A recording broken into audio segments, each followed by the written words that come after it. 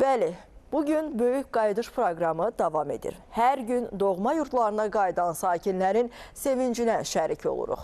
Bugün isə 113 nəfərdən ibarət daha 27 ailə Kəlbəcərə qayıdıb. Sakinlər Tərtər və Gəncədən yola salınıblar.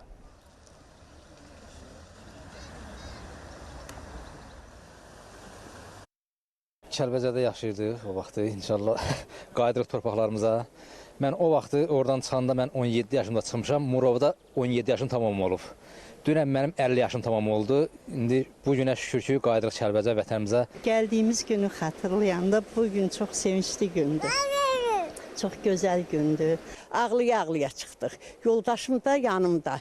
Bu günümüzə də şükür, yoldaşım indi rəhmətə gedib. Bu günümüzə də şükür ki, gülə-gülə qayıdırıq. Mən Kəlbəcərdə doğulmasam da, mən öz yurdumu sevirəm. Və çox xoşbəxtəm ki, Kəlbəcərə köçürük və çox xoşbəxtəm ki, burada böyük təhsil alacağam.